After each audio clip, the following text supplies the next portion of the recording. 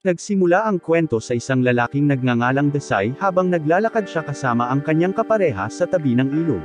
Plano nilang tapusin ang kanilang mga buhay sa pamamagitan ng pagtalon, na gustong magkatuluyan, ngunit bago sila makalundag, bigla silang natama ng baril ng truck.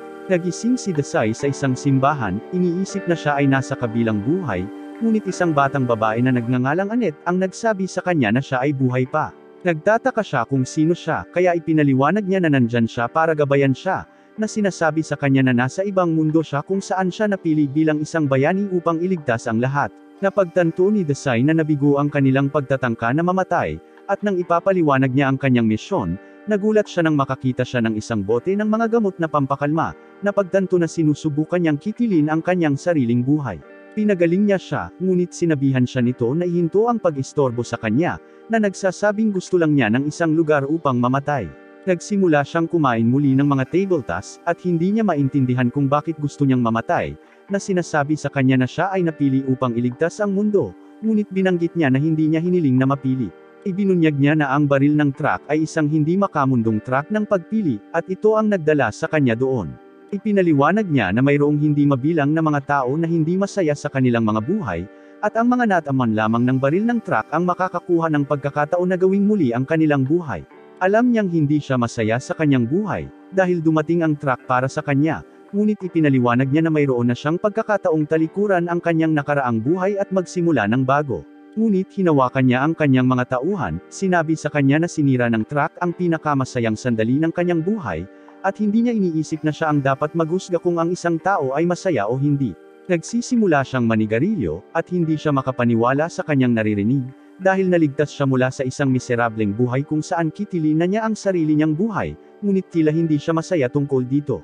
Sa tingin niya ay magbabago ang isip niya kapag nakita niya ang kanyang mga estatistika, dahil ang bawat tao na dinadala sa mundo ay binibigyan ng superhuman na kapangyarihan, ngunit nabigla siya nang mapagtanto niyang napakahina siya. Nagulat din siya na ang screen ng stats niya ay pula, at nagtataka siya kung bakit nolasan pa rin siya, kahit na pinagaling na siya nito. Sa tingin niya ay dapat may dahilan ito, dahil hindi siya makapaniwala sa kahinaan nito, kaya tinitingnan niya kung mayroon itong espesyal na kakayahan, ngunit wala siyang mahanap. Aalis na sana siya, ngunit pinigilan siya nito, na sinasabi sa kanya na baka nagkamali lang siyang dinala doon, dahil wala siyang kakayahang mabuhay sa mundong ito. Nagsisimula siyang ngumiti, sinabi sa kanya na ito ang kwento ng kanyang buhay, at binanggit niya na palagi siyang magiging kabiguan kahit saan siya magpunta. Sinabi niya sa kanya na manatili sandali, dahil sa kanyang kasalukuyang estado, siya ay papatayin ng mga halimaw, ngunit wala siyang pakialam, dahil naghahanap lang siya ng isang lugar upang mamatay. Iniisip niya kung paano noong una, nasasabik siyang gabayan ng mga taong nagmula sa ibang mundo, ngunit pagkatapos makita kung gaano ka-selfish ang lahat, nawala ang lahat ng kanyang kasabikan, at napagtanto niya na iba si Desai. Gusto niyang pumili siya ng isang propesyon bago siya umalis, ngunit ipinaliwanag niya na siya ay isang manunulat mula noong siya ay ipinanganak. Sa pag-alis niya, napaluhod siya, at namula ang mukha, dahil sa tingin niya ay ito na ang lalaking hinihintay niya. Nakatagpo si Desai ng isang senyales, ngunit hindi niya maintindihan kung ano ang nakasulat dito, at sa tingin niya ay walang pagkakataon na makakahanap siya ng isang kafe. Paulit-ulit niyang naririnig ang boses ng system, na nagsasabi sa kanya tungkol sa pag-unlad na nagawa niya, ngunit pakiramdam niya ay mamamatay na siya. Napansin niya ang isang batang babae na nagngangalang Tama, na nakulong sa isang puno ng halimaw, ngunit sa halip na tulungan siya, iniisip niya kung gaano kaganda ang mga namamatay na babae, at tinanong niya ito kung maaari siyang sumulat ng isang nobela tungkol sa kanya. Sinabi niya sa kanya na iligtas siya, kaya sinubukan niyang tumalon sa kanya, ngunit hindi niya ito maabot, at nahuli siya ng puno. Ipinaliwanag niya na mayroon itong kasanayan sa pagsipsip, na sumisipsip ng puwersa ng buhay mula sa mga bihag nito, kaya't mamamatay sila sa loob ng ilang minuto, ngunit sa palagay niya ay magandang balita ito, na tinatanong siya kung nasasabik siyang mamatay. Ngunit ang puno ay biglang nagsimulang mabulok, at sila ay pinalaya, ngunit siya ay nabigo dahil siya ay nabigong mamatay muli. Binanggit ng sistema na ang puno ay pinatay ng kanyang lason, kaya napagtanto niya na ito ay sumisipsip ng lason mula sa kanya sa halip na ang kanyang puwersa ng buhay. Sinabi niya sa kanya na sinusubukan niyang mamatay, at nabigo siya na muli siyang nakaligtas, ngunit masaya siya na buhay siya, at inanyayahan siya nito sa kanyang lugar, dahil gusto niyang pasalamatan siya sa pagliligtas sa kanyang buhay. Iniisip niya ang kanyang kapareha na si Saki, na sinubukang mamatay kasama niya sa kanyang nakaraang buhay, at iniisip niya kung dinala rin ba ito sa mundong ito. Sinubukan ni Tama na magpakilala, ngunit patuloy niyang binabanggit si Saki, at masaya siyang magkaroon ng dahilan para mabuhay, na nagpaplanong hanapin siya, para mamatay silang magkasama. Samantala, ipinagdarasal ni Annette ang kaligtasan ni Desai, umaasang magkikita pa sila, at bigla itong bumalik, kaya tumakbo ito papunta sa kanya, ngunit laking gulat niya nang makitang kasama niya si Tama. Tinanong niya siya kung kilala niya si Saki, kaya nabigla siya, napagtanto na mayroon siyang ibang babae sa kanyang buhay. Nagpasya si Annette na sumali sa party, at habang sinusubukang hawakan ni Tama ang kamay ni Desai, kinampas ito ni Annette. Nagtataka si Tama kung bakit siya sumama sa kanila, at nang makita ni Tama ang hitsura ng kanyang mukha, napagtanto ni Tama na mahal niya ito, kaya namula siya, ngunit ipinaliwanag niya na gusto lang niya itong protektahan, dahil siya ang pinakamahina sa ibang mundo. Nagulat si Tama na siya ay mula sa ibang mundo, iniisip na ito ang dahilan kung bakit siya malakas, ngunit sa tingin ni Annette ay nagsisinungaling siya, alam niyang mahina siya. Nagsimula silang magtalo sa isa't isa, at nang banggitin ni Tama na iniligtas niya ang kanyang buhay, nagseselos si Annette, na iniisip na malapit na sila. Nakahanap siya ng kabaong, at nagpas siyang magpahinga dito, sinabihan silang gisingin siya kapag narating na nila ang bayan, at isinara niya ito, ngunit nagalit si Tama pagkatapos niyang tawagin siya sa maling pangalan.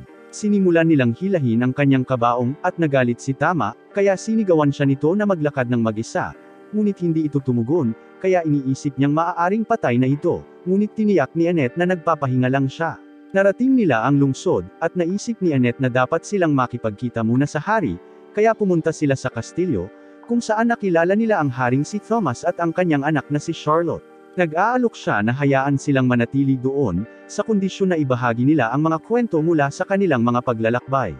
Iniisip niya kung may magagandang alaala na ibabahagi si Desai, ngunit nang magsimula siyang magsalita tungkol sa pakiramdam ng pagtulog sa isang kabaong, naisip ng hari na pinagbabantaan siya nito.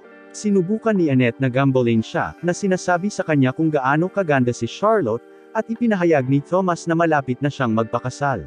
Ipinatawag niya ang dalawang lalaking nagngangalang Gomez at Otto, at binanggit niya na dahil sa impluwensya ng Dark Lord, naging mas aktibo ang mga halimaw, at masyado na siyang matanda para harapin ito.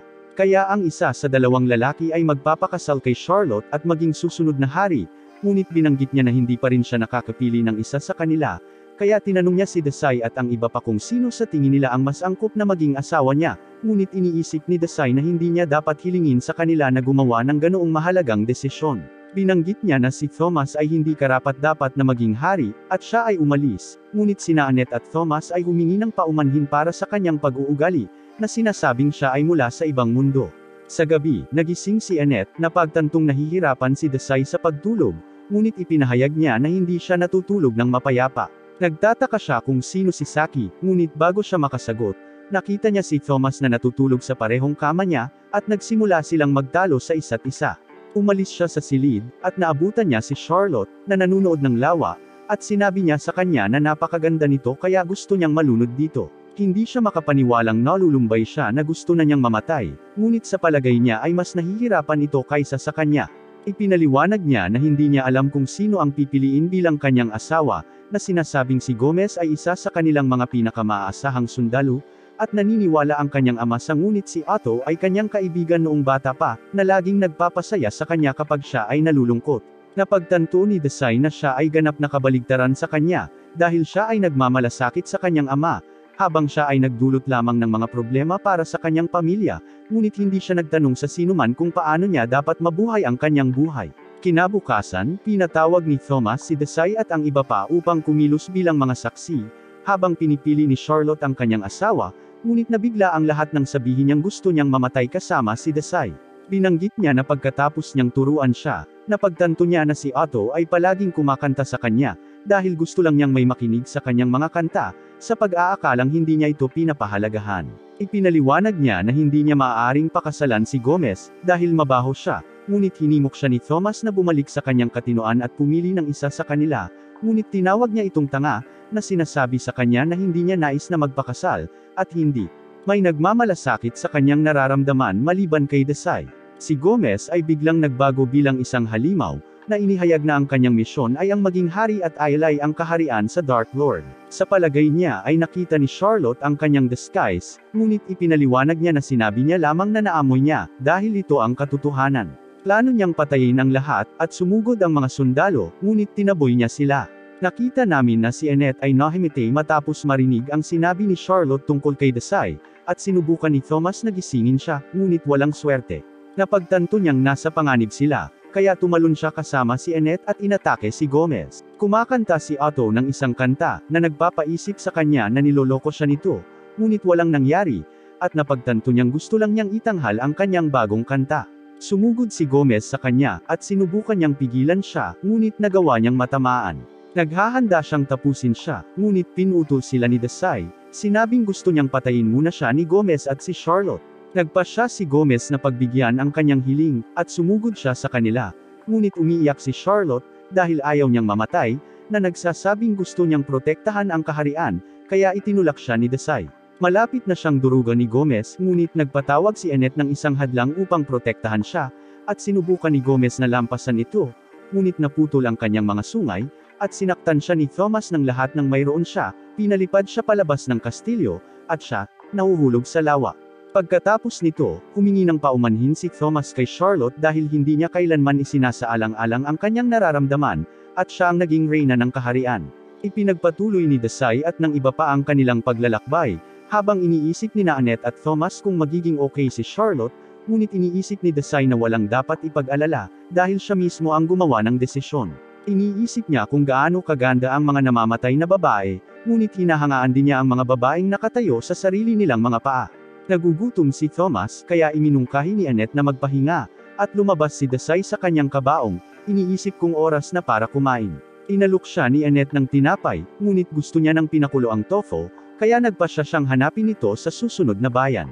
Iniisip ni Thomas kung gaano katagal bago makarating sa kanyang tahanan, at naisip ni Annette na dapat silang makarating sa loob ng ilang araw, ngunit kailangan muna nilang huminto sa Sweeten Temple. Ipinaliwanag niya na ang mga tao mula sa ibang mga mundo ay dumarating sa isa sa 4 na templo, at mula doon, pumunta sila upang labanan ang Dark Lord, ngunit ang layunin ni Desai ay hindi upang labanan, ngunit upang mahanap si Saki. Nakahinga si Annette na hindi niya lalabanan ang Dark Lord, dahil ayaw niyang malagay sa panganib ang buhay niya, kaya tinukso siya ni Thomas, na iniisip na mahal niya talaga siya, kaya napahiya siya, at ipinaliwanag niya na siya. Gusto lang siyang tulungan, dahil ipinakita niya sa kanya ang liwanag noong nawala na siya ng pag-asa sa kanyang trabaho. Ngunit si Thomas ay nagtataka kung ano ang mangyayari kung si Saki ay naging kanyang kasintahan, at siya ay nagsimulang umiyak, na nagsasabing gusto niyang i-verify ito. Hindi sigurado si Thomas kung papapasukin siya ng mga templo, dahil iniwan niya ang kanyang trabaho para sumama sa kanya, ngunit ibinunyag niya na kaibigan niya ang punong pari ng templo, at ipinadala niya sa kanyang pamilyar ang kanyang pagbibitiw. Napagtanto ni Thomas na ang kanyang pamilyar ay isang maliit na halimaw, at kinakain ito ang ulo ni Desai, kaya't pinagalitan niya ito dahil palagi itong nagdudulot ng gulo. Nagulat siya nang ilabas nito ang kanyang liham ng pagbibitiw, at nagalit siya, napagtantong hindi nito naihatid ang liham, ngunit pinatahimik sila ni Desai, at pinangalanan ang halimaw na malambot. Bumalik siya sa kanyang kabaong, at nagulat sila nang biglang may lumitaw na dragon sa harapan nila.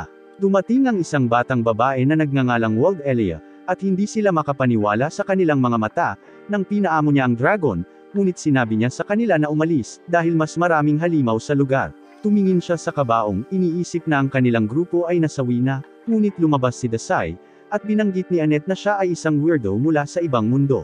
Ngunit nagalit si Wald Elia, sinabing papatayin niya ang lahat ng iba pang Walders, at inatake niya sila gamit ang kanyang dark magic. Sinubukan ni Annette na harangin ito gamit ang kanyang harang, ngunit masyadong malakas ang pag-atake, at nabasag nito ang kanyang kalasag.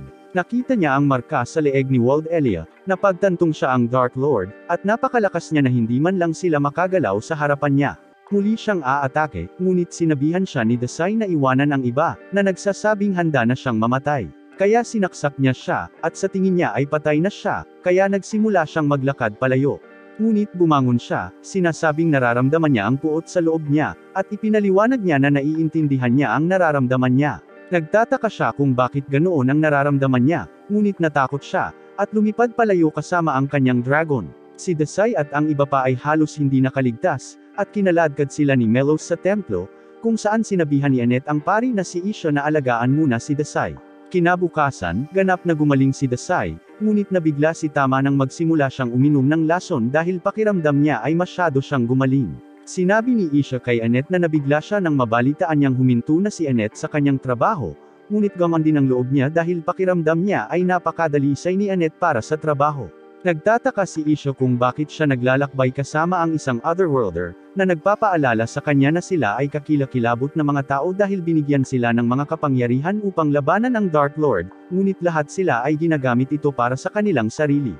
Lumilitaw ang isang otherworlder na nagngangalang Cat Arrow, na nagpapaliwanag na may kapangyarihan siyang kumita ng walang limitasyong halaga ng pera, ngunit pinatakbo siya ni Isha. Binanggit niya na lahat sila ay tulad ni Cat Arrow, ngunit sa palagay ni Annette ay iba si Desai, kaya sinubukan siya ni Isha na kumbonsihin na huminto sa paglalakbay kasama niya. Bigla siyang hamarang sa kanila, sinabi sa kanya na kailangan niya ng pera para makabili ng gamot, kaya binigyan niya siya ng ginto, ngunit iniisip ni Isha na sinira na niya siya.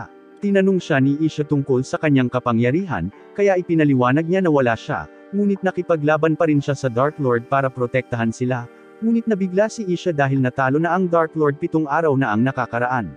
Sinabi ni Annette kay Tama ang sitwasyon, at natutuwa siyang patay na ang Dark Lord, ngunit iniisip niya kung sino si Aldelia. Binanggit niya na dumating din si Desai sa mundo 7 araw na ang nakakaraan, at nalilito siya tungkol dito dahil ang mga ibang mundo ay ipinatawag upang talunin ang Dark Lord, ngunit kung natalo na siya, walang dahilan para ipatawag si Desai. Nanlumo si Desai dahil hindi niya maisulat ang kanyang mga karanasan mula nang magsimula ang kanyang bagong buhay.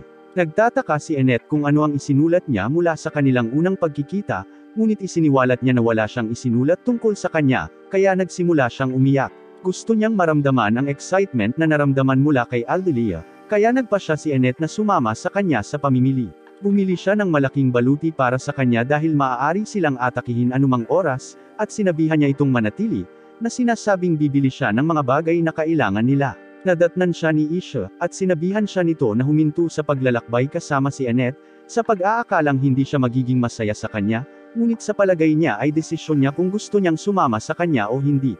Isang otherworlder na nagngangalang Suzuki ang nagsabi sa buong bayan na ang Dark Lord ay natalo na, ngunit dahil itinaya ng mga otherworlder ang kanilang buhay para talunin siya, ibinalita niya na sila ang mamamahala sa mga tao. Walang sino man ang nakasakay sa ideya, at sinabi ni Cat Arrow kay Suzuki kung paano siya tinatrato ni Annette, kaya siya ay nagalit. Hinarap ni Suzuki ang ulo ni Annette, at napaluhod siya habang iniisip ni Tama kung ano ang nangyari. Kaya't ibinunyag ni Cat Arrow na ang sinumang alagang hayop ni Suzuki ay magiging kanyang alipin, at sinigawan siya ni Tama na ibalik sa normal si Annette, ngunit ginagawa rin niya itong alipin. Sinabi sa kanya ni Isha na hindi siya hahayaan ng bayan na mamuno sa kanila, kaya inutusan niya ang kanyang mga lobo na patayin sila, na nagpaplanong magtayo ng bagong kaharian kapag nawasak na ang lahat. Sinunog ng mga lobo ang bayan, at sinimulang salakayin ni Tama si Desai, ngunit protektado siya ng baluti na binili ni Annette para sa kanya. Sa wakas ay nalagpasan niya ito, ngunit isang sirang piraso ang tumama sa kanya, at siya ay natamba, kaya inilagay siya ni Desai sa isang bar aisles upang matiyak na mananatili siyang ligtas. Dumating si Isha na lumilipad patungo sa kanya, at sinabi niya sa kanya na ang mga ibang mundo ay makasarili.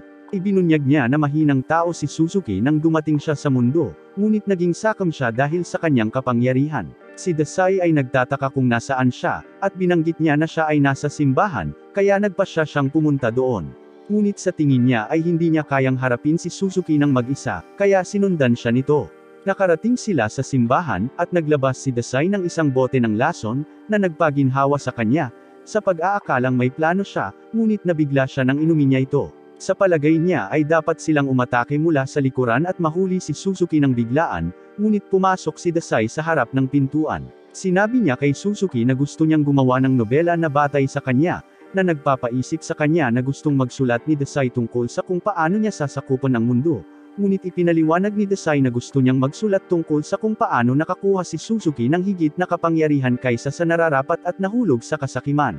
Inutusan ni Suzuki ang kanyang mga lobo na salakayin si Desai, ngunit patuloy siyang nagsusulat sa kanyang libro nang hindi binibigyang pansin ang mga ito, kaya sinubukan ni Isha na iligtas siya. Ginagamit niya ang kanyang mahika upang pasabugan ang mga lobo, ngunit nabigla siya, at pinaputukan siya ng mga bowl ang apoy, ngunit ginamit ni Melos ang kanyang helmet upang protektahan siya, pinalihis ang mga pag-atake pabalik kay Suzuki. Inutusan niya ang kanyang pinakamalaking lobo na umatake, at habang kinakagat nito si Dasai, sa tingin niya ay tapos na ang laban, ngunit bigla itong nahawa ng lason at namatay kaagad habang si Cat Arrow ay nabigla at nagpas siyang tumakas. Sinabihan siya ni Isha na sumuko, ngunit inutusan niya si Annette na labanan sila, kaya kinuha niya ang kanyang kutsilyo at inatake si Isha, ngunit ayaw niyang labanan si Annette, kaya sinabi niya kay Dasai na dapat silang umatras. Ngunit sinabi niya kay Suzuki na si Annette ay hindi kasing mahina gaya ng iniisip niya, at tinawag niyang tanga si Dasai, sa pag-aakalang walang paraan upang madaig ang kanyang spell, kaya't mabubuhay siya sa natitirang bahagi ng kanyang buhay bilang kanyang alipin. Ngunit nilapitan siya ni Dasai, at napagtanto ni Suzuki na pinipigilan niya ang kanyang sarili na patayin siya, kaya sinubukan niya itong gawin. Naaalala niya kung paano siya nakulong sa buhay, ngunit pinalaya siya ni Dasai, kaya sinaksak niya ang kanyang binti, at nagawa niyang mabali ang spell ni Suzuki. Sinabihan ni Dasai si Isha na pagalingin siya, at hindi makapaniwala si Suzuki na natalo siya, kaya sinubukan niyang kitilin ang sarili niyang buhay, ngunit pinigilan siya ni Dasai, sinabing hindi niya ito papayagan na mamatay dahil hindi pa tapos ang kanyang nobela. Nalaman namin na si Suzuki ay nabuli sa kanyang nakaraang buhay, kaya naisipan niyang kitilin ang kanyang sariling buhay, ngunit wala siyang lakas ng loob na harapin ito. Ngunit siya ay natamon ng Truck-kun, at nakilala niya si Isha, na nagsabi sa kanya na siya ay napili bilang isang bayani upang labanan ang Dark Lord. Nagulat siya sa kapangyarihang natanggap niya, ngunit nang magsimulang tretuhin siya ng mga tao na parang isang taunan, ginamit niya ang kanyang mga kasanayan upang turuan sila ng isang leksyon. Sinabi niya kay Dasai na hindi nila maasahan ang isang taong tulad niya na nakaharap lamang sa pagdurusa upang iligtas ang isang hindi kilalang mundo pagkatapos makakuha ng gayong mga kapangyarihan. Pinasalamatan siya ni Dasai sa kanyang kwento dahil pinayagan siya nitong makumplito ang kanyang nobela, ngunit hindi pa rin niya ito itinuturing na isang obra maestra. Isang summoning circle ang biglang lumitaw sa ilalim ng Suzuki, at isang haligi ng liwanag ang lumitaw. Sa pag-aayos ng alikabok, napagtanto ni Isha na pinabalik siya ni Dasai sa kanyang orihinal na mundo, at sinabi ni Annette sa kanya na si Dasai ay nakakuha ng isang kasanayan, na nagpapaisip sa kanya kung ang kanyang layunin ay upang labanan ang mga Otherworlders. Pagkatapos nito, nagdala si Isha ng bagong kabaong para kay Dasai, at pinasalamatan siya ni Annette sa lahat ng tulong. Sinabi ni Isha sa kanya na si Dasai ay may mahalagang papel sa kanilang mundo, at ang kanyang paglalakbay ay magiging mahirap, ngunit dapat niya itong suportahan sa lahat ng paraan. Nagtataka si Isha kung ipagpapatuloy ni Suzuki ang kanyang dating miserableng buhay, ngunit binanggit ni Dasai na nasa kanya na kung paano niya gustong isulat ang kanyang kwento. Pumunta si Isha sa bayan ng papel, kung saan nakita niya ang isang pari na nagngangalang Wolf na umiinom. Sinabi niya sa kanya na siya ay mapalad na siya lamang ang nakatira sa aming lugar, dahil nakikitungo siya sa mga dwarf araw-araw, at kinasusuklaman niya ang amoy ng mga ito. Ngunit ang isa pang pari na nagngangalang Elton ay nagsabi kay Wolf na hindi niya dapat sabihin ang mga bagay na iyon. Kaya humingi siya ng paumanhin sa kanyang pag-uugali, na inihayag na si Elton ang unang hindi duwende na hinirang bilang pari, at umabot pa siya sa ranggo ng arsobispo. Sa palagay niya ay hindi mahalaga ang mga species ng isang tao, na sinasabing nakakita siya ng mga duwende na hindi kumikilos tulad ng nararapat, ngunit nagalit ito kay Wolf, na sinasabi kay Elton na magpalit ng jurisdiction sa kanya dahil ang kanyang lugar ay palaging mapayapa. Dumating ang Cardinal Miller, at sinabi niya sa lahat na maupo. Humingi siya ng paumanhin sa pagpapatawag sa kanila kapag abala silang lahat, at gusto niyang magbigay sila ng ulat ng kanilang rehiyon. Ngunit bago sila magsimula, isang batang babae na nagngangalang Arya ang dumating ng huli para sa pulong at humingi siya ng paumanhin sa lahat habang binanggit ni Miller na siya iyon, unang pagkikita dahil siya ang kapalit ni Annette. Sinabi niya na wala siyang dapat iulat, ngunit ipinaalala niya sa kanya na si Charlotte ay kakatapos lamang ng trono at humihingi siya ng paumanhin sa paglimot nito. Binati siya ni Elton at iniulat na maayos ang lahat sa kanyang rehiyon salamat sa autoridad ng Papa.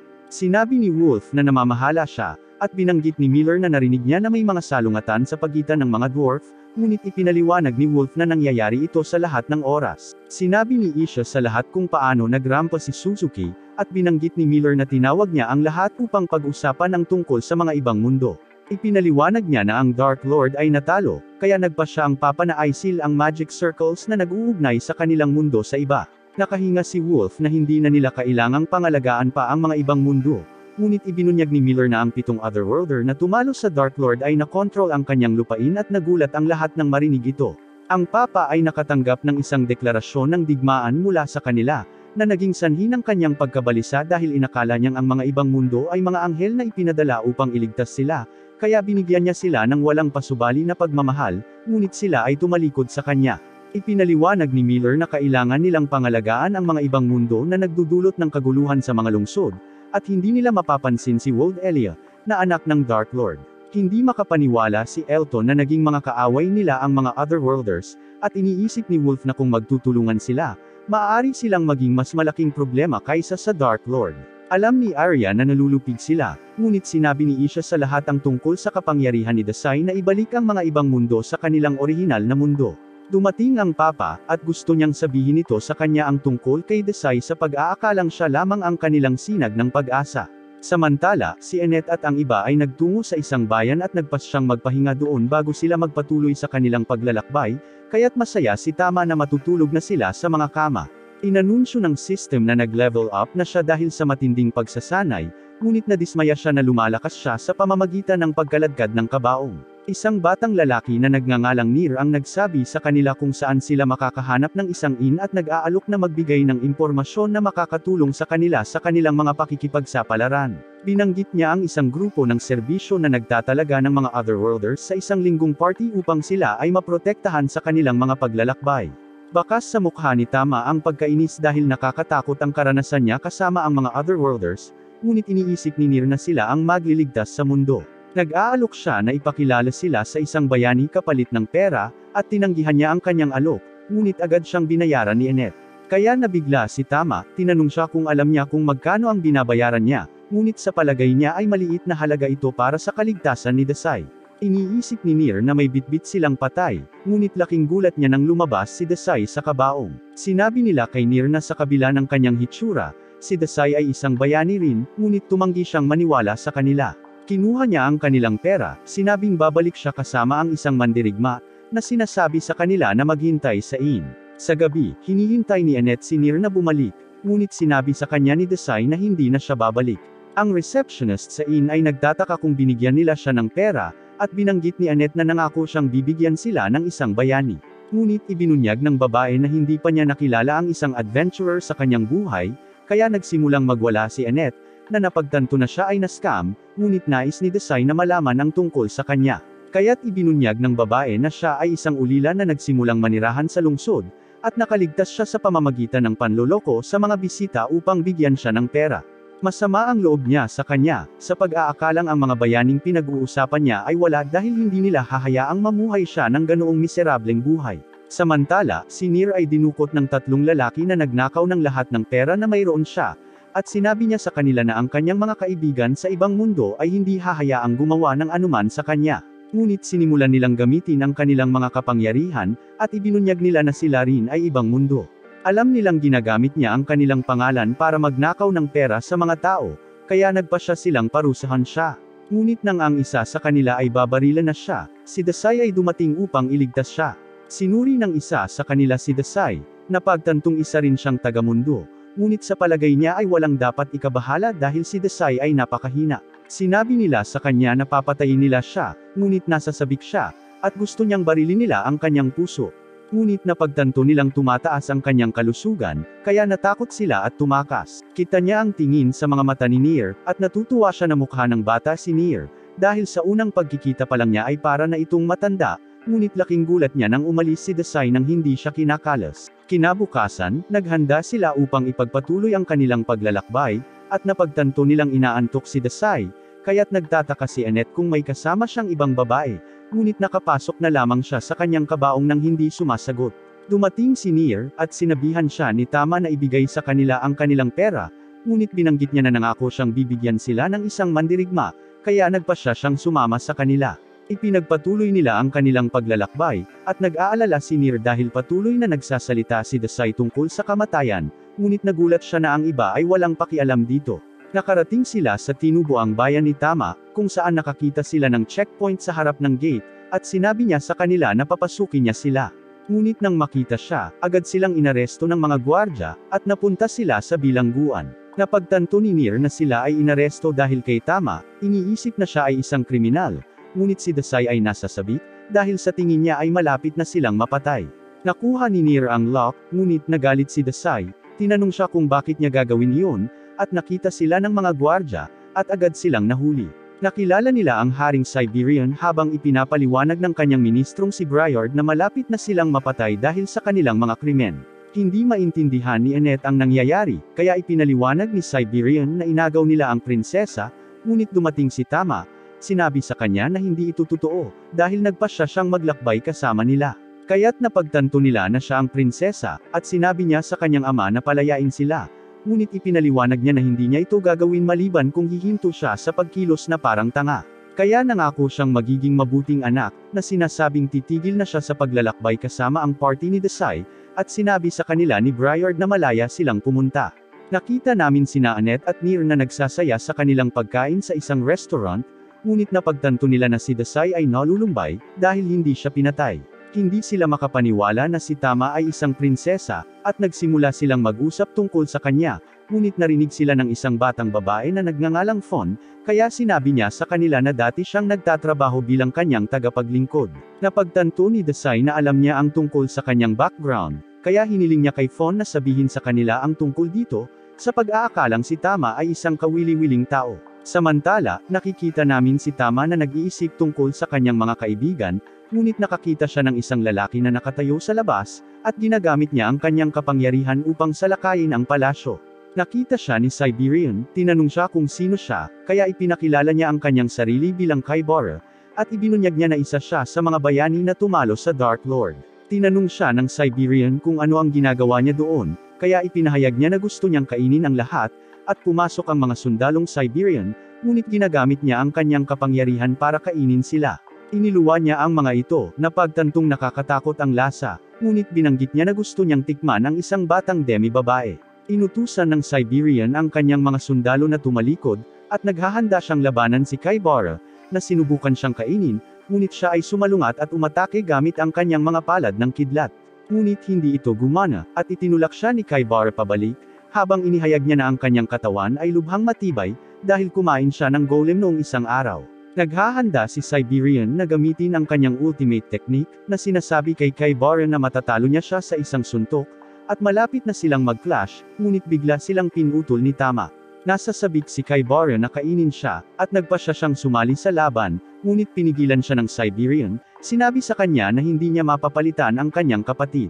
Bumalik kami kay Fon, habang isiniwalat niya na si Tama ay may kambal na kapatid na nagngangalang Leon, at siya sana ang magmamana ng trono, ngunit namatay siya kasama ang kanyang ina dahil sa isang aksidente na naganap 10 taon na ang nakararaan. Kaya't nanlumo si Siberian, at nakita siya ni Tama na umiiyak, kaya nagpasya siyang magpagupit ng kanyang buhok, na nagpaplanong palitan si Leon upang mapanatag ang kanyang isipan. Ngunit hindi natuloy ang kanyang plano, at lalo lamang nitong pinalala ang kanilang relasyon. Sinabi ni Siberian kay Tama na isa siyang kakilakilabot na manlalaban, ngunit sinunggaban niya si Kaibara, at kakainin na siya nito, kaya itinulak siya ni Siberian sa kaligtasan, ngunit nawalan siya ng braso. Sinabi sa kanya ni Kaibara na hindi niya magagamit ang kanyang ultimate technique nang wala ang kanyang braso, at tinutuya niya si Tama, kaya nagalit siya, at sinisingil niya ito, ngunit pinaalis siya ni Briard, at inilayo siya. Nakita namin si Desai na nagpapasalamat kay Fon para sa kanyang kwento, nang dumating si Briard kasama si Tama, na nagsasabing kailangan nilang tumakas mula sa palasyo, dahil sinalakay sila ng ibang mundo. Nakikita ng lahat ang isang pagsabog, at napagtanto nila na ang Siberian ay natalo. Sinabi sa kanila ni Kaibara na siya ang mamamahala sa kanila, at nangako siyang magiging isang mabuting hari, ngunit binanggit niya na gusto niyang kainin ang mga babae at mga bata, kaya binyantaan siya ng isang lalaki na bugbugin siya, ngunit sa huli ay kinakain siya, bilang Kaibara. Binanggit niya na nagbago ang isip niya, sinasabing kakainin niya ang lahat. Kaya nagsimula silang tumakbo palayo, ngunit ang kanyang mga halimaw ay hamarang sa kanilang landas, at sinabi niya sa kanila na walang pagtakas para sa kanila. Iniisip ni Nir na siya ay baliw, at napagtanto ni Desai na ang buhay ni Tama ay gagawa ng isang mahusay na kwento, ngunit nais niyang gawin niya ang isang bagay tungkol sa sitwasyon, na sinasabi sa kanya na ipakita sa kanya ang natitirang bahagi ng kanyang kwento. Pagkaraan ng ilang oras, nagkamalay si Tama, napagtantong nasa bahay siya ni Fon, at nagmamadali siyang lumabas, iniisip kung ano ang nangyari. Kaya ipinaliwanag ni Briard na nakuha na ni Kaibara ang kabisera, at sinisikap niyang kainin ang lahat, kaya nagpasya siyang pigilan siya, sa pag-aakalang tungkulin niyang protektahan ang kaharian, ngunit ipinaalala ni Annette sa kanya ang tungkol sa aksidenteng kumitil sa buhay ni Leon. Alam niyang umiyak ang lahat pagkatapos ng dalawa, namatay ang mga miyembro ng maharlikang pamilya. Kaya sa tingin niya ay mahal ng lahat ang maharlikang pamilya, na sinasabi kay Tama na mawawalan sila ng pag-asa kung siya ay mamatay, kaya hindi niya dapat ilagay ang sarili sa panganib. Sinabi sa kanya ni Annette na mayroon silang lihim para talunin ang mga ibang mundo, at nagtungo siya sa palasyo kasama sina Desai at Near. Dumating sila sa pasukan, kung saan hinarang sila ng dalawang dambuhala na nagbabanta na papatayin sila, ngunit ipinaliwanag ni Desai na gusto niyang kainin, sa pag-aakalang ito ay isang mahusay na paraan upang mamatay, kaya gusto niyang sabihin ng mga dambuhala si Kaibara tungkol sa kanya, ngunit sila ay nalilito. Iniisip kung ano ang dapat nilang gawin sa kanya, kaya siya ay nabaalisa, na sinasabi sa kanila na magdesisyon, at sila ay nagpasya na pagbigyan ang kanyang kahilingan. Napunta silang muli sa piitan, habang si Annette ay nagsimulang umiyak, na iniisip na sila ay tiyak na mapapahamak, ngunit sinabi sa kanya ni Desai na huminto, habang sinasabi niya sa kanila na mayroon siyang plano, na nagpapakita na siya ay nakaligtas ng isang lockpick, at sinabi niya kay Near na gawin ang kanyang mahika. Tuldok. Nakita namin si Kaibara sa silid ng trono, habang sinasabi sa kanya ng mga dambuhala ang tungkol kay Desai, ngunit bigla silang natamba, nang dumating si Tama, at sinabi sa kanya ni Kaibara na hinihintay niya siya.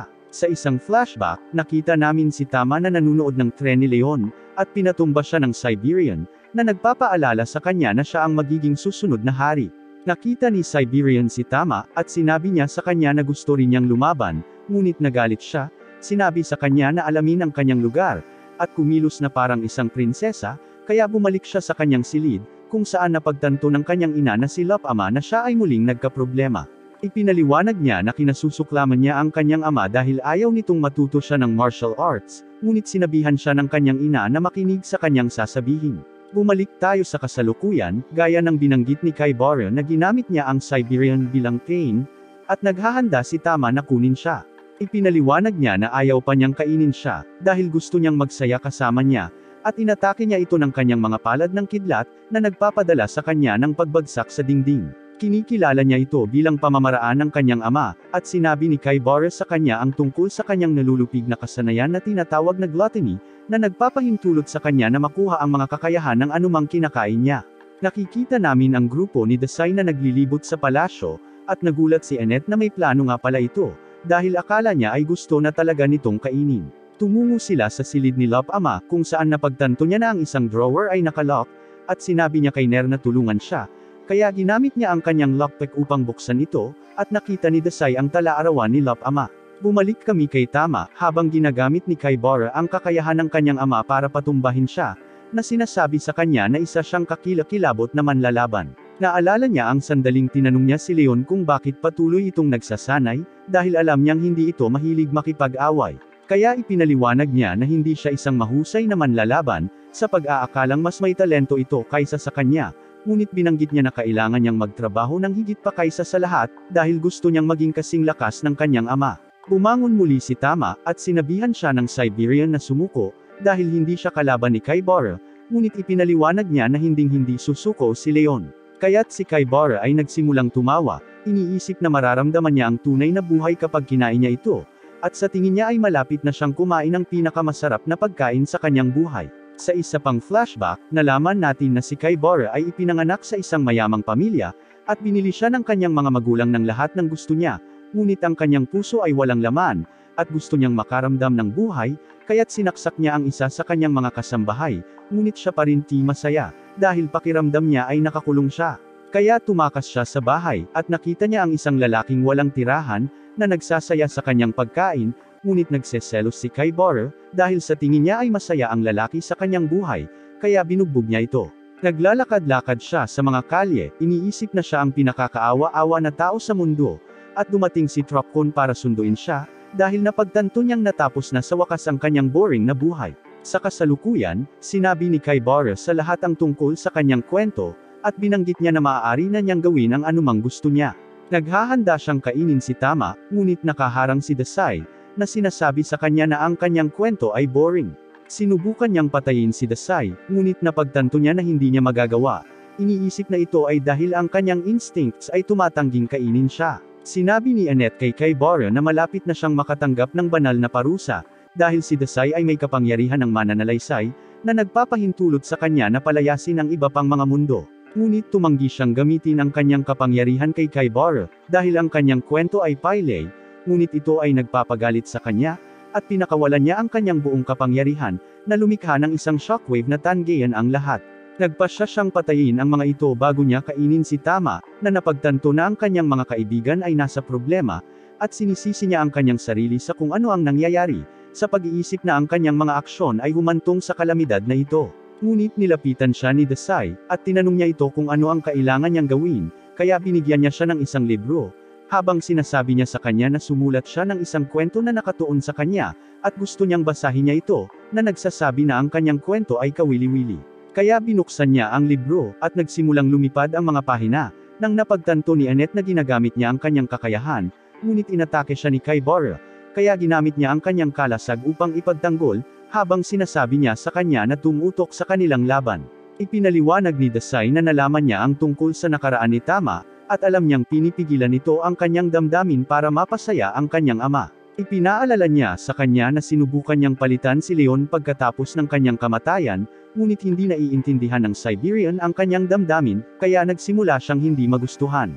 Binanggit ni Desai na nawala sa paningin niya ang kanyang tunay na pagkatao, at ipinaalala niya sa kanya na sinabi sa kanya ng kanyang ina kung sino siya. Nakikita niya ang isang pahina, at naalala niya na sinabi sa kanya ni Lap Ama na sa kanya ang kanyang buhay, kaya hindi niya dapat pahintulutan ang sino man na magsabi sa kanya kung paano mamuhay ang kanyang buhay. Ngunit natatakot siya na hindi ito papayagan ng kanyang ama, kaya nangako ang kanyang ina na kukumbinsihin siya, at sinabi niya sa kanya na huwag mag-alala, dahil gusto lang niyang maging masaya siya. Bumalik tayo sa kasalukuyan, habang sinabi ni Desai kay Tama na mayroon siyang pagpipilian, tinanong siya kung gusto niyang maging isang perpektong prinsesa, o isang prinsipe na maaaring palitan. Ito ay nagbibigay daan sa kanya upang i-unlock ang kanyang tunay na kapangyarihan. Ang kanyang katawan ay nagsimulang kumamo, habang sinasabi niya sa kanya na isulat ang natitirang bahagi ng kwentong ito, at napagtanto ng Siberian na na-activate niya ang crest ng Divine Beast. Nalaman namin na alam ni Leon ang tungkol sa crest, ngunit sinabihan siya ni Tama na huwag sabihin sa kanilang ama ang tungkol dito, dahil ayaw niyang maging manlalaban siya.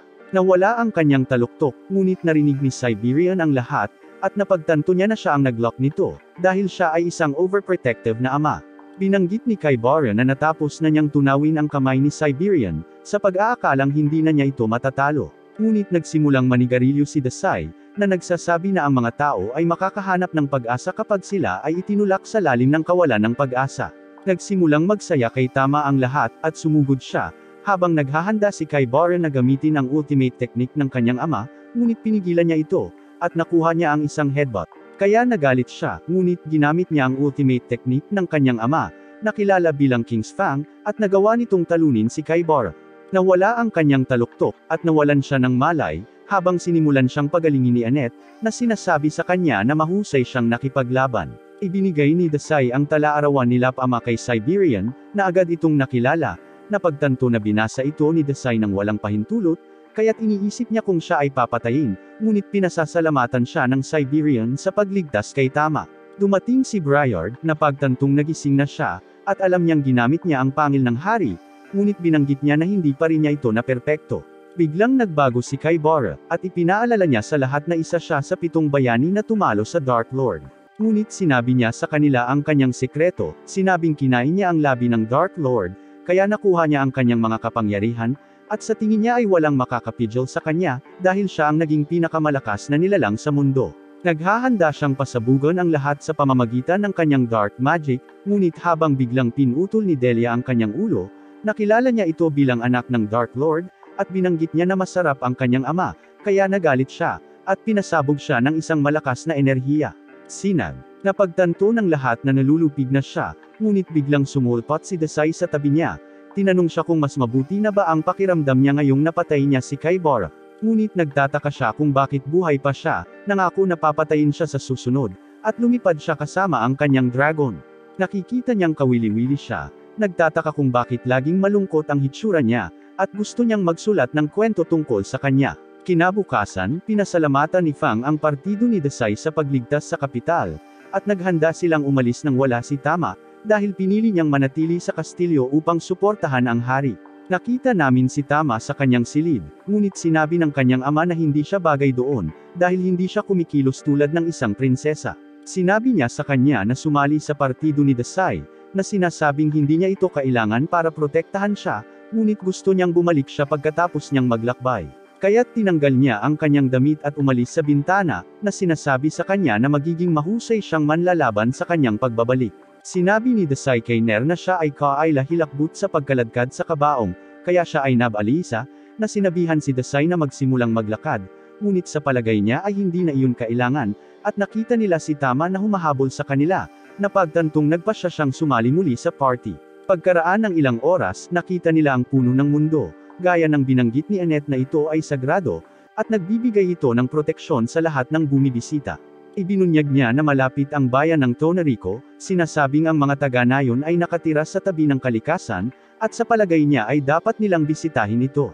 Dumating sila sa bayan, ngunit nagulat sila nang makakita sila ng kasino, na pagtanto na nilikha ito ng mga ibang mundo.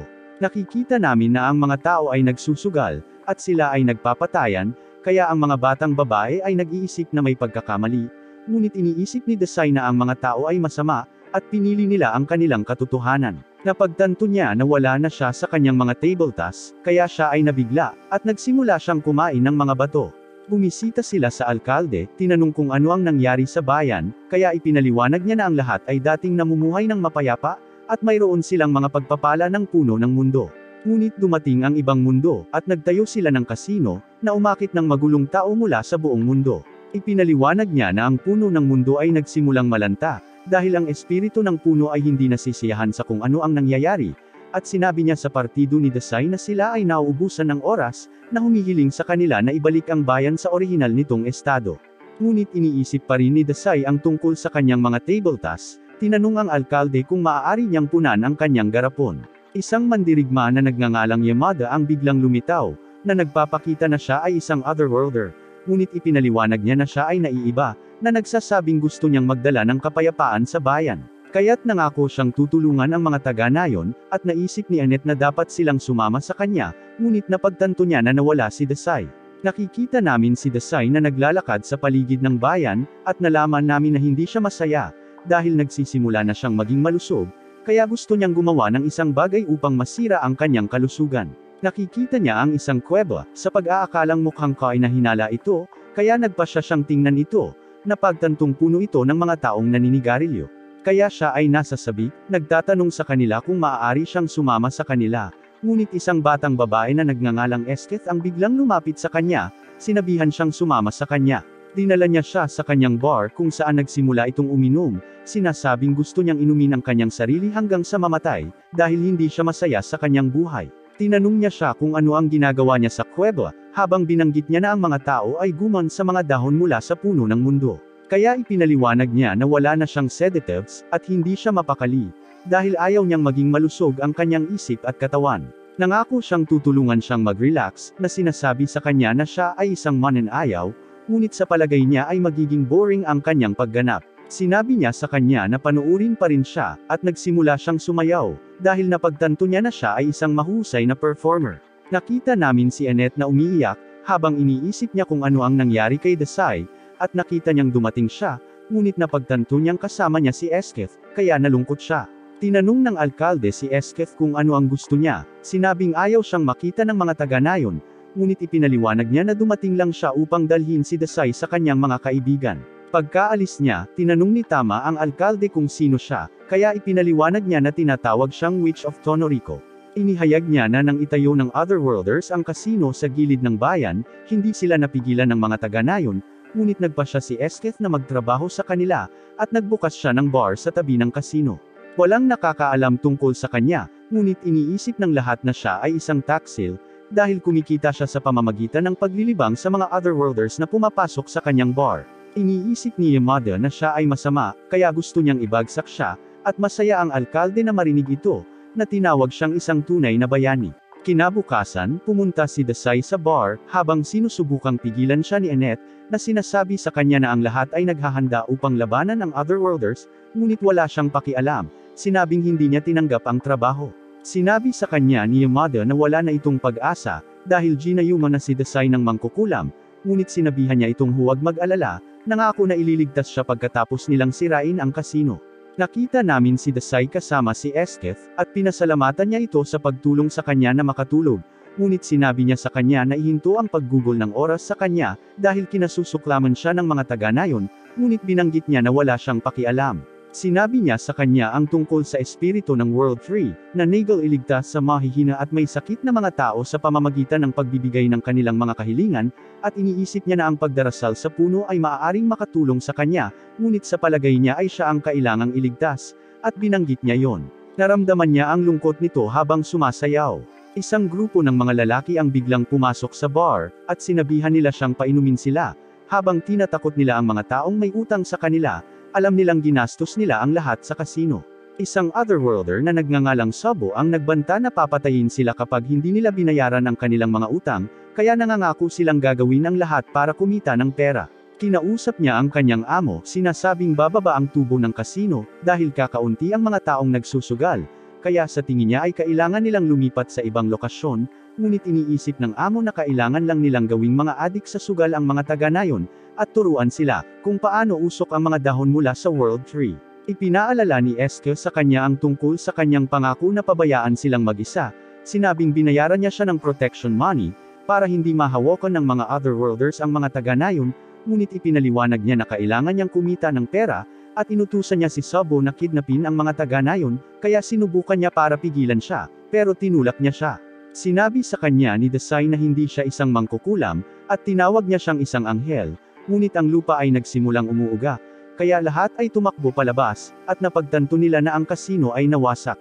Sinabi ni Yamada sa mga otherworlders na ibababa niya sila, dahil sinisira nila ang kapayapaan sa bayan. Inutusan ni Sabo ang kanyang mga tauhan na umatake, ngunit biglang hinarap ni Desai si Yamada, sinabing hindi niya kayang panindagan ang mga taong kumikilos ng matuwid. Ngunit sinabihan siya ni Yamada na bumalik sa kanyang katinoan, at pag-isipan kung ano ang kailangang gawin. Ngunit nagpapasalamat lang siya kay Yamada para sa pagbabahagi ng kanyang opinyon, na sinasabing hindi na siya magbabago sa kanyang mga paraan. Nangako si Yamada na magpapakita sa kanya ng matuwid na pag-uugali, at ang mga otherworlders ay umatake, ngunit inatake niya sila gamit ang kanyang Sword of Justice, na agad na tinatangay ng hangin. Napagtanto nila na hindi sila kapareha para sa kanya, kaya nagpasya silang umatras, at tinanong niya si Eske kung gusto niya itong labanan, ngunit nagpasalamat lang siya sa kanyang pagligtas sa bayan. Ang mga taga-nayon ay nagdiwang, na tinatawag si Yamada na kanilang tagapagligtas, ngunit napupuot pa rin sila kay Eske, kaya't sinabi niya sa kanila na patawarin siya, ngunit binato nila ito, at sinabi nila sa kanya na umalis sa bayan. Ngunit nakialam si Desai, na sinabi sa kanila na nakipaglaban siya upang protektahan ang bayan, habang ipinaliwanag niya na sinusubukan niyang panatilihing kontrolado ang mga otherworlders, upang hindi nila salakayin ang nayon. Sa tingin niya siya ang tunay na tagapagligtas, at sinabi niya sa mga taga-nayon na dapat nilang ikahiya ang kanilang sarili. Ngunit hindi sila naniniwala sa kanya, kaya nagpasya si Eske na umalis, dahil humihingi siya ng tawad sa lahat ng gulo na naidulot niya, at masaya ang mga taga-nayon na naalis nila siya. Ngunit si Yamada ay nabigla sa kanilang pag-uugali, at tinanong niya si Desai kung alam niyang mangyayari ito. Kaya ipinaliwanag niya na mahirap ay distinguish ang tama sa mali, at hindi niya kayang panindagan ang mga taong kumikilos ng matuwid, dahil kumbinsido sila na ipinaglalaban nila ang higit na kabutihan. Nagtataka si Yamada kung nagkamali ba siya ng desisyon, kaya ipinaliwanag ni Desai na hindi siya sigurado, ngunit binanggit niya na pinalayas ng bayan ang tagapagtanggol nito. Aalis siya kasama ang kanyang partido, habang sinabi ng alkalde kay Yamada na ang mga otherworlders ay gumawa ng kayamanan sa pamamagitan ng pagbibenta ng mga dahon ng World 3, kaya pinaplano niyang ipagpatuloy ang pagsasanay, at ibenta rin ang mga dahon. Sa palagay niya ay muling bubuhayin ang World 3 ngayong wala na ang otherworlders, at sinabi niya kay Yamada na maging bodyguard ng bayan, upang walang makagambala sa kanilang negosyo. Nag-aalok siya na bayaran si Yamada ng 10% ng mga kita, kaya nahulog siya sa kawalan ng pag-asa, dahil pinagsisisihan niya ang kanyang mga aksyon, na pagtanto na ang alkalde ay kasing masama. Samantala, iniisip ni Annette kung nakita ni Desai ang buong larawan, ngunit sa palagay niya ay wala siyang pinagkaiba kay Yamada, dahil hindi niya nailigtas si Eske. Bigla nilang nakita ang World 3 na natuyo, kaya nataranta ang mga taga-nayon, habang iniisip nila kung ano ang nangyayari. Si Eske ay humarap kay Desai, at pinasalamatan niya ito sa pag-unawa sa kanya, habang binibigyan niya siya ng kanyang pagpapala, umaasang makakatagpo siya ng kapayapaan sa kanyang buhay. Napansin niya na kumikinang ang kanyang garapon, kaya hinugot niya ito, at napagtanto niyang pinagbigyan niya ang kanyang hiling, dahil siya talaga ang espiritu ng World Tree. Ang party ay umabot sa isang disyerto, at si Annette at Tama ay pagod, ngunit si Desai ay masaya, dahil ang init ay maaaring mamatay sa kanya. Binanggit ni Annette na ang kanyang plano ay ang pinakamaikling daan patungo sa Dritan Temple, ngunit hindi niya akalain na makakaligtas sila sa disyerto. Inihayag ni Nier na siya ay orihinal na mula sa disyerto, at ipinaliwanag niya na ligtas na lumipat sa araw, dahil ang mga halimaw at bandido ay nagtatrabaho sa gabi, ngunit bigla silang inaatake ng mga bandido. Sinabi sa kanila ng kanilang amo na si Toru na papasok na sila sa teritoryo ng Huntsman, kaya kailangan nilang bayaran siya, ngunit naghanda sina Tama at Annette na lumaban. Sinubukan ni Tama na sipain ang isa sa kanila, ngunit naiwasan niya ito, at tatamaan na sana siya, kaya pinigilan siya ni Annette gamit ang kanyang kalasag, at natambush siya ni Tama. Si Toru ay nagmamadaling pumunta kay Desai, dahil siya ay mukhang mahina, at kahit na si Nier ay natatakot, sinusubukan pa rin niyang bumunot ng kanyang espada, ngunit sinabi sa kanya ni Toru na dapat siyang maging handa na mamatay kung aalisin niya ito. Inihayag ni Toru na ang kanyang alakdan ay may nakamamatay na lason sa buntot nito, na nagpasigla kay Desai, at sinabi niya kay Toru na patayin siya. Sinaktan siya ng alakdan, ngunit nagulat si Toru nang ang alakdan ay nahawahan ng lason at pumutok sa mga piraso. Nagalit si Toru, at sinisingil niya si Desai, ngunit bigla silang nakarinig ng alulong, na natakot sa mga bandido, kaya nagpasya silang umatras. Pagkatapos noon, pinagaling ni Annette si Desai, at napagtanto ni Tama na nalulungkot si Nier, dahil hindi siya nakakatulong sa laban, kaya sinubukan niyang pasayahin siya. Humingi siya ng paumanhin kay Desai dahil sa pagiging duwag, ngunit sinabi sa kanya ni Desai na walang sinuman ang nagsisimula bilang isang bayani, na nagsasabing lalakas siya sa paglipas ng panahon. Nag-aalala si Annette sa alulong, kaya sinabihan niya si Nier na gabayan sila, at dinala niya sila sa orphanage kung saan siya lumaki. Isang babae na nagngangalang Kathy ang nagbibigay sa kanila ng pagkain, at lahat ay nakitang masarap ito, ngunit si Desai ay humingi ng sintetikong pampalasa, at wala silang ideya kung ano ang kanyang pinag-uusapan. Ang ibang mga bata sa orphanage ay nagtataka kung naging bayani si Nier, dahil babalik daw siya pagkatapos maging isa, kaya sinabi niya sa kanila na miyembro siya ng isang heroes party. Ipinaliwanag niya na si Desai ay isang bayani, ngunit binanggit ni Desai na siya ay isang may akda lamang, kaya't ang mga bata ay humiling sa kanya na magkwento sa kanila, ngunit malapit na siyang magbahagi ng isang nakapanlulumo, kaya't pinigilan siya ni Kathy. Sa gabi, muli nilang narinig ang alulong, at inihayag ni Kathy na ito ay isang lobo, na nagsasabi sa kanila na huwag lumabas sa gabi, ngunit nakita namin na nasa labas na si Desai. Habang natutulog ang lahat, may nakita si Nier na gumagalaw sa labas ng kanilang silid, na ikinatakot niya habang iniisip niya ang tungkol sa lobo. Kinuha niya ang kanyang espada, at pumunta upang siyasatin ito, ngunit nakatagpo siya ng isang lalaking nagngangalang Saito, at napagtanto ni Nier na nag-donate siya ng pagkain sa orphanage. Nagtataka si Nier kung bakit niya ito iniiwan doon ng palihim, kaya ipinaliwanag niya na natutuwa siyang panuurin ang mga bata na kumakain ng pagkain mula sa labas ng bintana. Nagtataka siya kung sino si Nier, dahil hindi niya ito nakita sa ampunan, kaya ipinaliwanag ni Nier na naglalakbay siya, ngunit lumaki siya sa ampunan pagkatapos mamatay ang kanyang mga magulang. Ipinakita niya kay Saito ang espada ng kanyang ama, at ibinunyag niya na naglalakbay siya upang siya ay maging isang bayani na karapat-dapat na humawak ng espada. Matapos mag-usap buong gabi, aalis na si Saito, at sinabi sa kanya ni Nier na dapat siyang mag-almusal kasama ang mga bata para makapagpasalamat sila sa kanya, ngunit sa palagay niya ay hindi siya karapat-dapat. Pagkatapos nito, sumama si Nier sa kanya upang mangolekta ng pagkain, at palihim nilang inilalagay ito sa labas ng ampunan. Dumating si Toru at ang kanyang mga tauhan sa orphanage, at kinuha nila ang isa sa mga bata na hostage, kaya sinabihan ni Tama si Kathy na magtago kasama ang mga bata. Sinalakay ni Tama at Annette ang mga lalaki, ngunit muling hindi makagalaw si Nier, kaya dumating si Saito at dinala siya. Nagsimulang umiyak si Nier, na nagpaalala kay Saito sa kanyang lumang buhay, at ibinunyag niya na nawala sa kanya ang isang bagay na mahalaga sa kanyang lumang mundo dahil sa kanyang mga binti, dahil napagtanto ni Nier na siya ay isang otherworlder. Nag-transform si Saito bilang isang lobo, at sinimulan niyang patayin ang lahat, kaya nagpasya si Toru na umatras, ngunit hinabol siya ni Saito. Papatayin na niya si Toru, ngunit nag-ipon ng lakas ng loob si Nier na harangin siya gamit ang kanyang espada. Sinabihan siyang huminto, dahil hindi na siya makakabalik sa dati niyang sarili kung ipagpapatuloy niya ang kanyang pag-aalsa. Patuloy siyang umaatake, ngunit nang ibinaba ni Nier ang kanyang espada, Napigilan niya ang kanyang sarili bago niya matamaan si Nier, at bumalik siya sa kanyang pagkatao. Inihayag niya na sa kanyang lumang mundo, ang kanyang mga magulang ay namatay sa murang edad, at siya ay namuhay ng malungkot hanggang sa isang batang lalaki ang umabot sa kanya. Ngunit isang araw, nakita niyang binugbog ang bata, at sa halip na tulungan siya, sinubukan niyang tumakas, ngunit hindi dumating si Truk para sunduin siya. Binanggit niya na iligtas niya sana ang bata kung okay lang ang mga paa nito. Ngunit sinabihan siya ni Dasai na itigil na ang sisihin ng kanyang mga binti, at sinabing tumakas siya dahil sa mahina niyang puso. Sinabihan ni Nier si Dasai na huminto, dahil naiintindihan niya ang pinagdadaanan ni Saito, dahil duwag din siya. Ngunit tinawag siyang mandirigma ni Saito, dahil noong wala na siya sa kontrol, si Nier ang pumipigil sa kanya kahit wala siyang espesyal na kapangyarihan. Si Dasai ay naghahanda na ibalik si Saito sa kanyang orihinal na mundo, na sinasabi sa kanya na siya ay isang mabuting tao, dahil hindi tulad ng iba na ginamit ang kanilang mga kapangyarihan para sa makasariling dahilan, tinulungan niya ang mga bata. Pinasalamatan siya ng mga bata sa kanyang tulong, at habang pinababalik siya ni Dasai, napagtanto niya na nandyan ang kanyang kaibigan upang suportahan siya, kaya nagsimula siyang umiyak. Si Isha at Wolf ay nag-aaway sa isang digmaan, at sinabi niya sa kanya na huminto sa pag-inom, ngunit sa palagay niya ay labis siyang nag-aalala, na ikinagalit niya. Ang isa pang grupo ng mga kaaway ay malapit nang sumalakay sa kanila, kaya't sinabi niya sa isa sa mga dwarf na nagngangalang Doren na iguhit ang mga kaaway patungo sa silangang bahagi. Binanggit ni Doren na hindi siya tatanggap ng mga utos mula kay Wolf, ngunit inaatake pa rin niya ang mga butiki, kaya sinundan siya ng mga ito.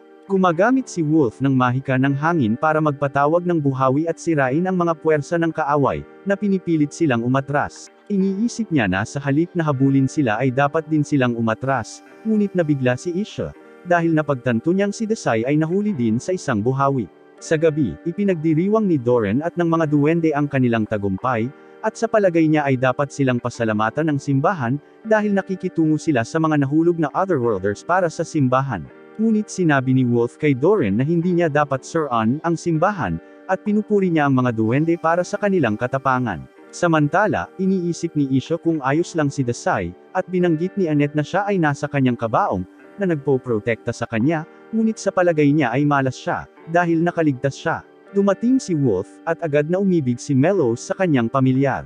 Humingi siya ng paumanhin kay Dasai sa pagtama sa kanya, at iniisip ni Dasai na dapat siyang humingi ng tawad sa hindi pagtupad sa kanya na patayin siya, ngunit masaya si Dasai na nagkaroon siya ng isa pang karanasan sa malapit na kamatayan.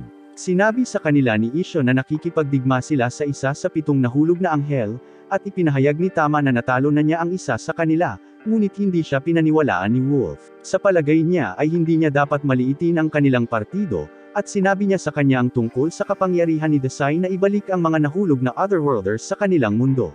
Binanggit ni Wolf na interesado ang papa sa kapangyarihang iyon, ngunit sa tingin niya ay hindi ito kailangan ng simbahan, dahil kahit anong klaseng regalo mayroon ang isang tao, ito ay walang kabuluhan sa harap ng kanyang mahika. Nang malapit na siyang umalis, sinabihan niya si Dasai na manatili sa likod, na nagsasabing siya na ang bahala sa mga nahulog na anghel. Nagtataka si Tama kung siya ay napakalakas, kaya ipinahayag ni Isha na isa siya sa pinakamalakas na wizard sa mundo.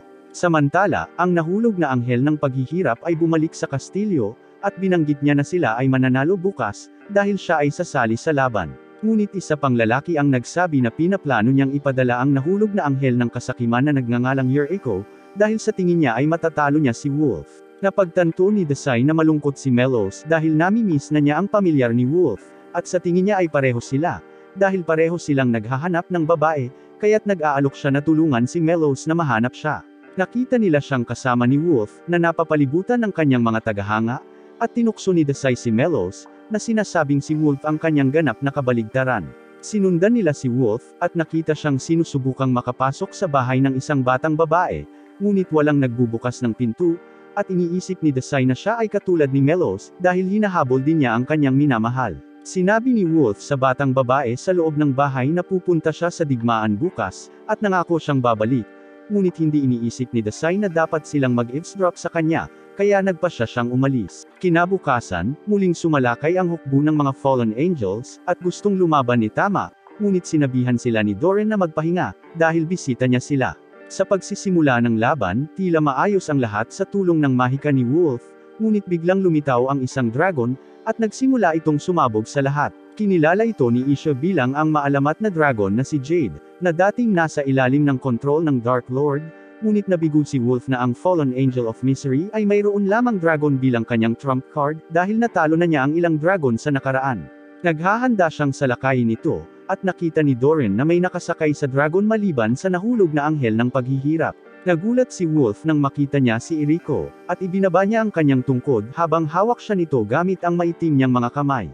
Kaya sinubukan ni Isha na pigilan siya, ngunit hinawakan siya ng maitim na mga kamay, at napaluhod siya. Inalis ni Eriko si Wolf, at tinanong ni Doran si Isha kung ano ang nangyayari, ngunit sinabi niya sa kanya na kailangan nilang umatras. Pagkatapos nito, ipinaalam niya sa lahat ang tungkol sa sitwasyon, at nagalit si Doran dahil masyado silang umaasa kay Wolf, kaya sa kanyang kawalan, nagsimula silang matalo sa digmaan. Samantala, pumunta si Desai sa bahay na pinuntahan ni Wolf, at laking gulat niya nang makitang may matandang babae ang nakatira doon.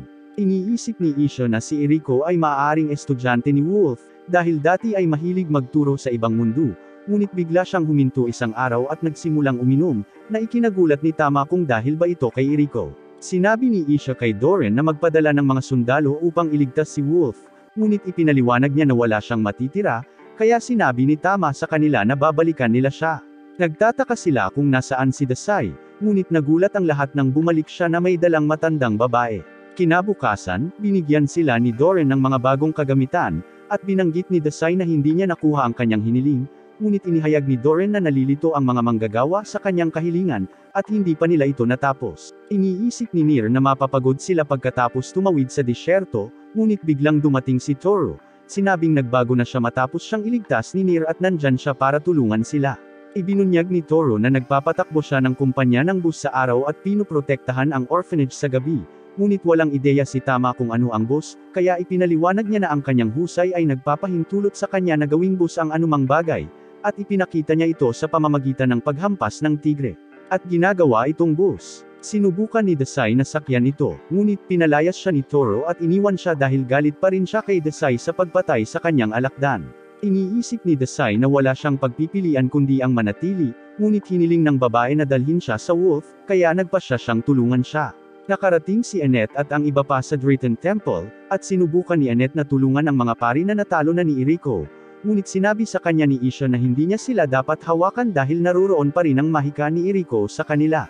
Pumasok sila sa templo kung saan nakita nila ang lobo na nakabitin sa tabi ng trono, ngunit ayaw ni Eriko na may makagambala sa kanila, kaya nagpatawag siya ng mga kalansay upang labanan sila. Pinakiusapan siya ni Wolf na huminto, ngunit ipinaalala niya sa kanya na siya ang nagturo sa kanya na huwag mag-alinlangan sa harap ng kaaway. Inaatake ng mga kalansay si Annette, at hinaranggan niya ang mga ito gamit ang kanyang kalasag, habang sinasabog sila ni Isha gamit ang kanyang spell, ngunit nabigla ang lahat ng mapagtanto nila na ang mga kalansay ay patuloy na nagbabago. Nagtataka si Isha kung ano ang nangyari sa pagitan ni Eriko at Wolf, at sa palagay niya ay isang mahusay na guro si Wolf, kaya't hindi dapat magkaroon ng anumang dahilan para kamuhian siya ni Eriko. Bumabalik tayo sa panahon noong si Eriko ay estudyante ni Wolf, at binanggit niya na ang kanyang magic ay hindi angkop para sa labanan. Ipinaliwanag niya na hindi kinakailangang hamunin ng ibang mundo ang Dark Lord, at sinabihan niya itong mamuhay ng normal, ngunit gusto niyang iligtas ang lahat sa pamamagitan ng pagtalo sa Dark Lord.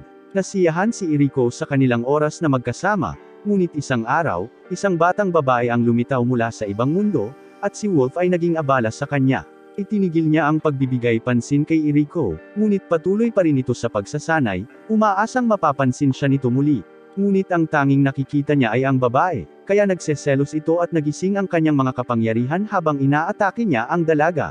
Nilalamon siya sa kadiliman. Biglang tinawag ni Eriko ang lahat ng mga kalansay, na nagpapaisip sa kanila na iniligtas niya ang mga ito, ngunit nagpatawag siya ng isang higanteng halimaw. Sinabihan ni Wolf ang lahat na lumayo, at akmang aatakehin sila ng halimaw, ngunit biglang dumating si Desai.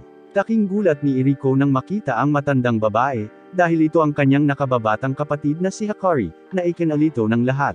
Binanggit ni Desai kung paano sinabi sa kanya ni Hakari na siya ay palaging may sakit noong bata pa siya, ngunit si Eriko ay laging nasa tabi niya at inaalagaan siya. Nasa sabik si Eriko sa high school, ngunit kailangan niyang manatili sa bahay madalas, dahil kailangan niyang alagaan si Hakari. Ngunit si Eriko ay hindi gustong marinig ang tungkol sa kanyang nakaraan, at muli niyang ipinatawag ang mga kalansay.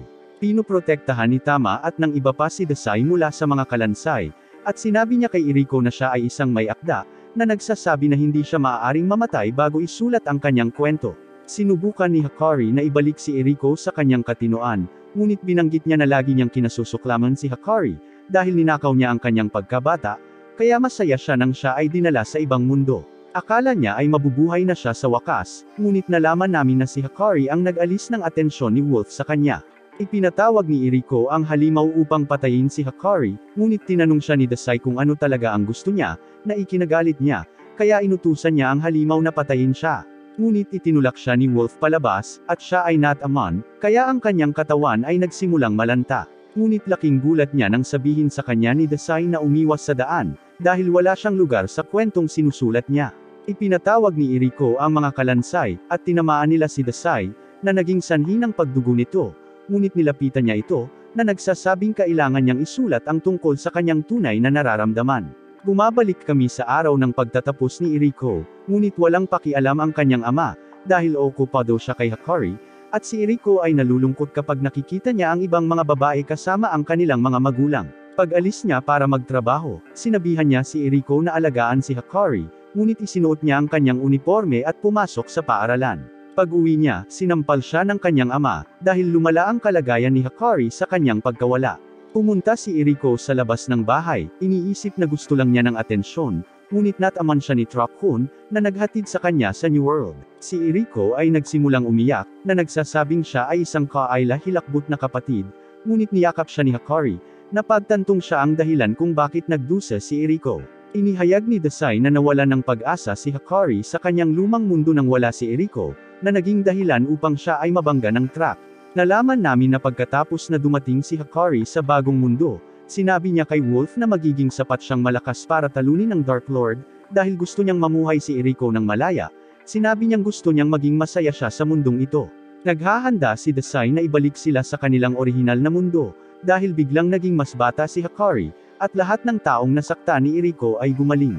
Humihingi siya ng paumanhin sa lahat para sa lahat ng problemang naidulot niya, at pinasalamatan niya si Wolf sa pagbibigay sa kanya ng sandali ng kabataan. Nadala sila sa dati nilang mundo, at sa paggising ni Hakari, naisip niyang panaginip lang ang lahat ng nangyari. Nakita namin si Doren na nagtatanggol sa kastilyo, habang nagpa siya ang mga kaaway na umatras. Kaya't nagdiwang ang mga duwende, na iniisip na tapos na ang laban, ngunit binanggit niya na hindi nila ito matatawag na tagumpay maliban kung babalik si Wolf kasama ang iba. Si Desai at ang iba ay naghahanda upang bumalik, ngunit ang kisame ay biglang gumuho nang lumitaw ang nahulog na anghel ng paghihirap, na nagsasabing naroon siya upang alisin ang mga ito. Inaatake siya ni Wolf gamit ang isang malakas na spell ng lens, at napagtanto ng mga batang babae na ang kanyang magic ay nakakabaliw. Ngunit hindi ito nakakaapekto sa nahulog na anghel, na nagpapaliwanag na ang kanyang baluti ay nagbibigay sa kanya ng spell immunity. Sinubukan ni Toro na gawing bus siya, ngunit hindi ito umubra, kaya pumasok si Tama, at inatake siya nito sa kanyang pinakahuli. Ngunit madali niya itong hinarangan, at ipinatawag niya ang kanyang espada, habang naghahanda siyang hampasin siya. Ngunit hinarangan ni Nier ang kanyang pag-atake, nabasag ang kanyang espada, at nakilala niya ang sandata ni Nier, kaya nakita niyang kawili-wili siya, na sinasabi sa kanya na magtrabaho sa pagpapabuti ng kanyang mga kasanayan, at tumalon siya, habang pinasasalamatan ng lahat si Nier sa pagligtas sa kanila mula sa nahulog na anghel. Nang gabing iyon, nakikita namin ang lahat na nagdiriwang sa kastilyo, gaya ng binanggit ni Isha na natutuwa siyang nagkaroon ng masayang pagtatapos ang magkapatid. Ngunit si Wolf ay nagsimulang magtanong sa mga pamamaraan ng simbahan, dahil sa palagay niya ay ipinatawag ang mga kapatid na babae para sa kanilang kaganhawahan, na nagsasabing hindi sila masaya habang sila ay nananatili sa mundong ito. Nilapitan ni Melos ang pamilyar ni Wolf, ngunit agad niya itong tinanggihan, kaya siya ay nanlumo, habang sinasabi sa kanya ni Desai na magsaya. Bigla siyang nakakita ng kakaibang babae, at nakilala niya itong si Saki. Binanggit niya na natutuwa siyang makita siyang muli, at agad niya itong inanyayahan na tapusin ang kanilang nasimulan, at sinabing sabay silang tumalon sa gusali. Ngunit ayaw niyang gawin ito, sinasabi sa kanya na nagbago na siya mula noong huli niya itong makita, dahil mukha itong masigla, at binanggit niya na hindi siya ang taong kilala niya noon. Sinusubukan niyang kumbansihin siya na malungkot pa rin ang buhay niya, ngunit lumitaw ang kanyang mga kasama, at sinabing sumugod si Melos sa kanila, kaya tinanong nila siya kung ano ang nangyari. Napagtanto ni Saki na nakatagpo siya ng isang bagay na mas mabuti kaysa sa kamatayan sa mundong ito, kaya sinabi niya sa kanya na hindi na niya ito makakasama, at lumayo siya, habang tinatawag niya ang kanyang pangalan, kaya napagtanto ni Annette na siya ang babaeng hinahanap niya. Kinabukasan, binisita nila ang guildmaster ng guild ng panday na nagngangalang Rhodos, at nalaman namin na siya ang gumawa ng kanilang kagamitan. Ngunit hindi mapakali si Dasai, dahil sinabi sa kanya ni Saki na hindi niya ito makakasama, at kinakain niya ang kanyang mga table tasks, na naging sanhi ng kanyang paghimatay. Tinanong ni Nier si Rhodos tungkol sa kanyang espada, sinabing ito ay pag-aari ng kanyang ama, kaya sinuri ito ni Rhodos, ngunit binanggit niya na ang espada ay napakahusay para kay Nier. Sinabi na kailangan niyang lumakas upang siya ay maging isang mandirigma na karapat-dapat dito. Si Dasai ay biglang sumakay sa isang makina, habang binabalaan siya ni Rhodos na kailangan pa ring ayusin ang kapangyarihan nito, na sinasabing maaari itong pumatay sa kanya. Ngunit wala siyang pakialam, sinabi niyang gusto niyang mamatay, at nagsimula siyang magmaneho, habang hinahabol siya ng kanyang mga kasama. Pinutol namin ang mga nahulog na anghel, dahil mayroon silang pagpupulong kay Saki, na mukhang nasa mabuting kalagayan. Ang isa sa kanila ay nagtanong sa kanya tungkol sa kanyang muling pagsasama kay Dasai, na tinawag siyang kanilang kaaway, at binanggit niya na siya ay may kapangyarihan na baguhin ang mundo, na sinasabi na siya ay kasing ganda ng dati. Bumalik kami sa mga kasama ni Dasai, at nalaman namin na nawala siya sa kanila. Ngunit tinanong sila ng isang lalaki kung kailangan nila ng tulong, sinabing nasa nayon sila kung saan nagpahinga ang bayani bago siya pumunta sa kastilyo ng Panginoong Demonyo.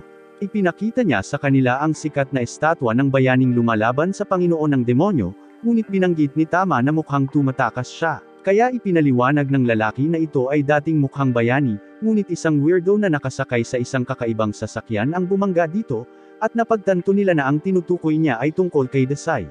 Naisipan nilang sundan siya, ngunit sinabi ng lalaki sa kanila na papunta siya sa dambana sa dulo ng nayon, na humahantong sa ipinagbabawal na lupain na tinatawag na Orange. Nakilala ito ni Annette, alam na doon nakatira ang reyna ng engkanto, ngunit sa tingin ng lalaki ay hindi na niya ito mararating, dahil kailangan niyang lagpasan ang 3 pagsubok para makarating doon. Sinabing ang bida lang ang nakapasa nito hanggang ngayon, kaya naisip ng lalaki na babalik si Dasai, malapit na. Nakikita namin si Dasai bilang mga higanteng nilalang na humaharang sa kanya, sinusubukan siyang subukan, ngunit siya ay dumaan sa kanila, na nagpapahintulot sa kanya na laktawan ang mga pagsubok.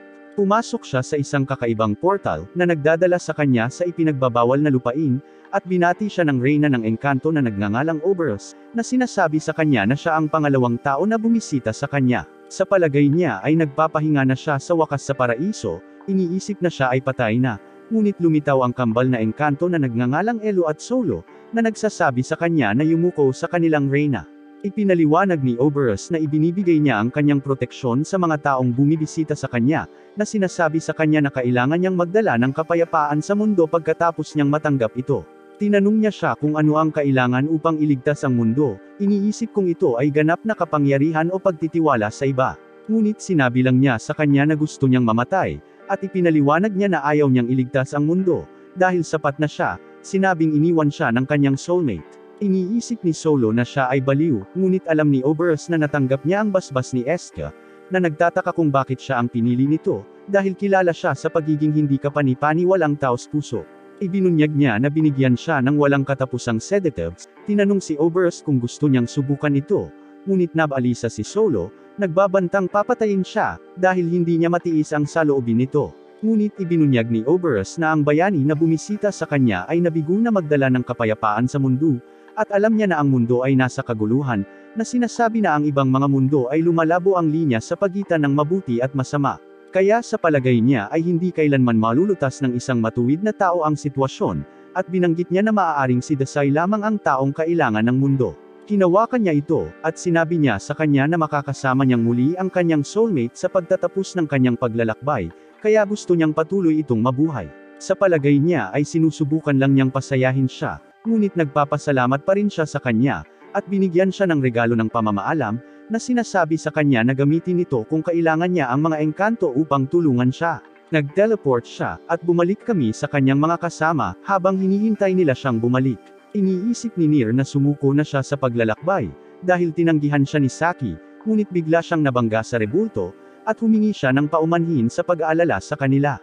Nagalit ang lalaki, dahil sinira niyang muli ang estatwa, ngunit ginamit niya ang sipol para ipatawag si Solo, at inutusan niya itong ayusin. Tumanggi siyang gawin ito, ngunit tinawag siya ni Obras, na nagnanais ng kanyang kapalaran, at napagtanto niya na wala siyang pagpipilian. Ang grupo ni Dasai ay umalis sa kastilyo, at ipinagpatuloy nila ang kanilang paglalakbay, dahil gusto niyang makasama muli si Saki. Iniisip ng lahat na babaguhin niya ang mundo, ngunit iniisip nila kung magdadala ba siya ng kapayapaan o kaguluhan. Alam na ang kapalaran ng mundo ay nakasalalay sa kanyang mga balikat.